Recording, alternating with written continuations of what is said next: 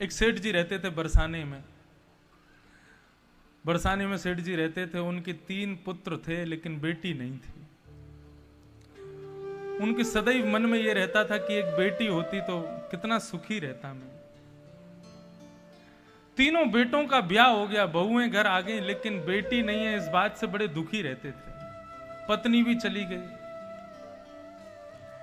एक दिन एक संत मिले तो उनसे कहा कि महाराज सब कुछ है, सब सुख समृद्धि है, तीनों पुत्र अच्छा काम करते हैं, बहुएं भी अच्छी हैं, लेकिन मेरी बेटी नहीं है।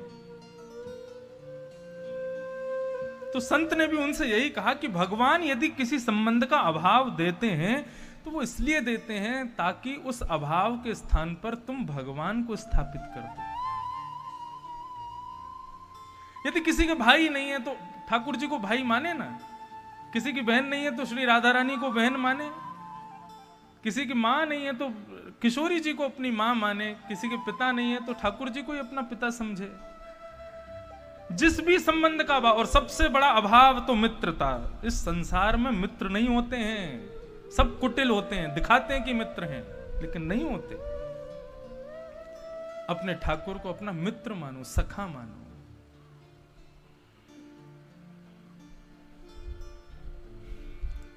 संत ने एक राधा रानी का चित्रपट दे दिया और सेठ जी से बोले कि आज से आपकी बेटी ये है, इसी को अपनी बेटी मानो। संत उस चित्रपट को लेकर के घर आ गए, अब उसी को अपनी बेटी मानते हैं। अपने मन की जितनी बात अपनी बेटी से कहनी होती थी सब उस चित्र, श्री राधा रानी के चित्र से कह देते हैं। भोजन करने से पहले अपनी थाली लेकर के जाते हैं, एक रोटी अपने हाथ से ऐसी चित्र को दिखा करके खिलाते हैं, मेरी बेटी। एक दिन सेठ जी सुबह दफ्तर को जा रहे थे तो सामने से चूड़ी वाली आ रही थी, तो सेठ जी उसको कहते हैं कि सुनो, हमारी घर चले जाओ, तीनों हमारी बहुओं को चूड़ी पहना देना और जितना उसका वेतन बने ना हमसे आके ले लेना दुकान से। चूड़ी वाली कहती है ठीक है। घर चली गई।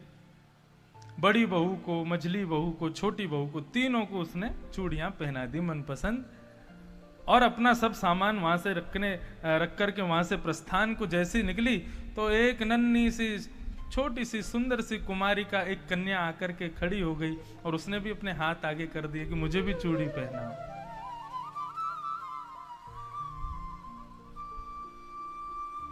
तब उस चूड़ी वाली ने सोचा कि इनके घर की कोई होगी, कोई बालिका आई होगी, पहना देती, और चूड़ी पहना करके वो चली गई। सेठ जी के दफ्तर जाती है और जाकर के कहती है मैंने चूड़ियां पहना दी हैं, अब आप मुझे दे दीजिएगा जो भी उसका बनता है। बोले कितना हुआ तुम्हारा? बोले हमने एक हाथ की चूड़ी का हम 10 रुपया लेते हैं, लेकिन हमने आज 8 हाथों में चूड़ियां पहनाई, 80 रुपया हो गया। सेठ जी बोले 8 हाथ काय बात के? हमारी बहुएं 3 हैं तो 6 हाथ हुए ना, 8 हाथ कहां से आ गए? चूड़ी वाली बोली अरे सच में मैंने 8 हाथों में चूड़ियां पहनाई, 3 तो आपकी बहू को और एक कन्या और थी उसको भी पहनाई मैंने। सेठ जी बोले तुम झूठ बोल रही हो। अरे तेरे को पैसा ज्यादा चाहिए तो ऐसे ही ले ले मुझसे, लेकिन मुझसे झूठ मत बोल, मेरे घर में कोई है ही नहीं चौथा पहनने वाला।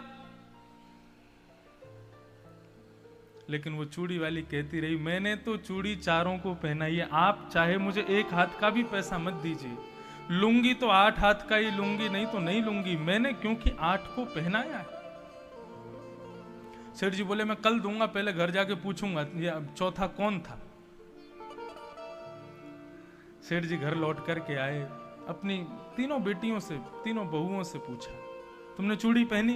बोले हाँ पहन ली। चौथा कौन पहन के गया? बोले कोई भी नहीं, हम 3 ही थे बस। तो फिर ये चूड़ी वाली क्यों कह रही है मैंने चारों को पहना है? बोले कि झूठ बोल रही होगी, हमने तो तीनों नहीं पहना है। बोला हाँ वही तो बात है, कल उसको 60 रुपया ही दूंगा और 5 रुपया काटूंगा झूठ बोलने का। रात्रि भोजन करके सेठ जी सो गए। तो चित्रपट में जो श्री किशोरी जी का विग्रह है, जो श्री राधा रानी का स्वरूप है, वो सेठ जी के हृदय में रुदन करता हुआ प्रकट हो गया। उस स्वरूप को देख करके सेठ जी बार बार चरण पकड़ने लगे। अरे बेटी तुम क्यों रो रही हो, क्या बात है, तुम्हारे दुख का कारण क्या है? मैं तुम्हें रोते हुए नहीं देख सकता।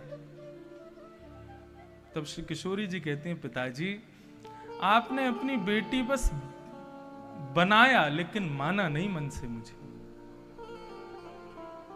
क्यों, क्या किया मैंने? बोले आज मेरी घर पर मेरी भाभीियों को चूड़ी पहनाने के लिए आई थी, तो मैंने सोचा कि ये सब पहन रही हैं तो मैं भी पहनूं, और मैंने जाकर के चूड़ी पहनी तो आपने मेरे हाथ का पैसा देने से इनकार कर दिया, और तो और उसके 5 रुपए काट दिए, ये कहकर कि वो झूठ बोल रही है।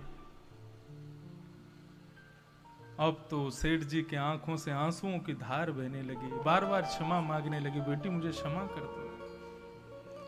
सुबह उठते ही दौड़ करके चूड़ी वाली के यहाँ गए और जाकर के उसको 80 नहीं 100 रुपया दिया। बोले मैंने जिसको अपनी बेटी माना था, तुम सौभाग्यशाली हो, तुमको दर्शन दिया है उसने।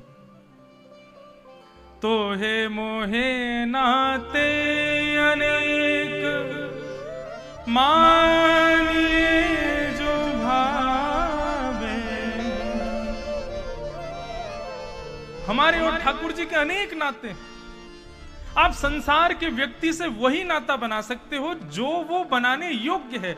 एक बार एक व्यक्ति से एक नाता हो गया तो दूसरा नाता नहीं हो सकता, लेकिन भगवान, उनसे आप कोई भी संबंध बना सकते हो। मीराबाई ने उन्हीं को अपना पति माना। मेरे तो गिरधर गोपाल दूसरो न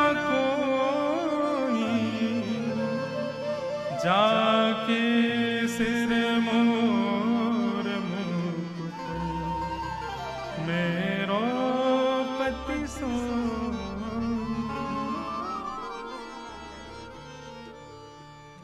तो संबंध के भाव की जब स्थापना हो, भगवान को किसी भी स्थान पर आप विराजमान कर सकते हैं और वो सब स्थानों पर आपके लिए सहज भाव से विराजेंगे।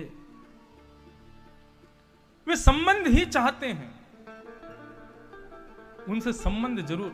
कल मैं कहा ना, भगवान को भगवान मानना बंद कीजिए। इस बात को ज्यादा गलत तरीके से मत लीजिएगा। वे भगवान हैं, वे ईश्वर हैं, लेकिन अब मैं एक वक्ता हूं। सब लोग प्रणाम करते हैं, हाथ जोड़ते हैं, लेकिन मेरी मां, वो मुझे प्रणाम करेगी? वो कभी मेरे को जोड़ के हाथ जोड़ेगी मुझे देख के? कभी नहीं। क्यों? मैं भले ही एक कथा वक्ता हूं, सब प्रणाम करते हैं, लेकिन मेरी मां कभी नहीं कर सकती। क्यों? उसके लिए भले ही मैं कथा सुना रहा हूं, एक अच्छा वक्ता हूं, लेकिन उसके लिए सदैव मैं पुत्र ही रहूंगा। ठीक उसी प्रकार भगवान जगत के लिए है, ये बात तो आप हृदय में रखो कि ये जो मेरे मित्र हैं, जो मेरे सखा हैं, जो मेरे पुत्र हैं, जो मेरे अपने हैं, ये संसार के लिए तो ईश्वर हैं, लेकिन मेरे लिए नहीं है, मेरे लिए ही वो। क्योंकि यदि आपने पूर्ण रूपेण ये बात मान ली कि ये भगवान हैं ही नहीं, तो दोष आ जाएगा। और भगवत सेवा में दोष नहीं आना चाहिए। वो ईश्वर तो है, लेकिन मेरे लिए कौन है, ये बात आप खोजिए। मेरे लिए इनका संबंध क्या है, वो जानना जरूरी है।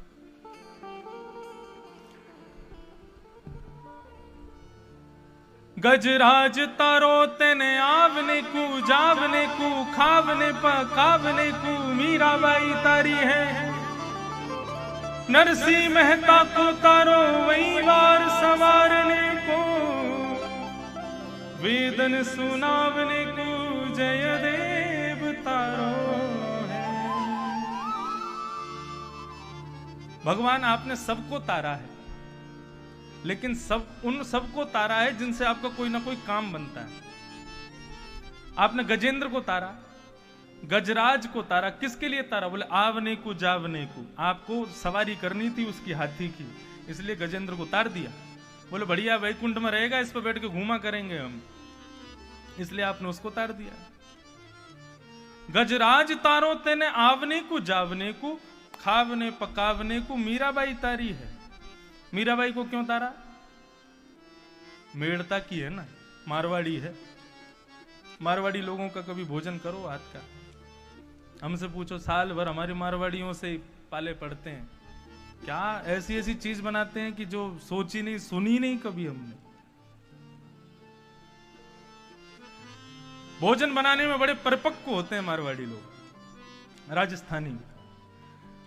तो मीराबाई को क्यों तारा? बोले कि ये बढ़िया बढ़िया भोजन बना करके खिलाई कि वैकुंठ का रसोईया फीका पड़ रहा है, इसलिए आपने मीराबाई को तार दिया। चल वैकुंठ चल, वहां बैठ के बढ़िया हमको बना के खिलाना। गजराज तारो तेने आवने को जावने को, खावने पकावने को मीराबाई तारी है। नरसिंह मेहता को तारो वही वार सवारने को। नरसिंह मेहता को क्यों तारा? अरे लोग इतना धन धान्य चढ़ाते हैं, इतनी संपत्ति भगवान को दे करके जाते हैं, तो संभालने वाला अकाउंटेंट भी तो होना चाहिए साथ में। तो आपने नरसिंह मेहता को तार दिया। वेदन सुनावने को जयदेव तारो है। श्री जयदेव महाप्रभु बड़ी सुंदर सुंदर अष्टपदियां गाकर के ठाकुर जी को सुनाते हैं, उनको सुनने के लिए जयदेव तार दिया। इन सब से आपका कोई ना कोई काम बन रहा था, इसलिए आपने इनको तारा। लेकिन मैं आपके किसी काम का नहीं हूं, आपके एक काम का मैं नहीं हूं। मोहे तारो वा में आपकी भलाई है। आप मुझे तार के दिखाओ तो हम समझें कि आप वास्तव में तारणहार हो, आप वास्तव में तारण करते हो। एक बहुत सुंदर पद है।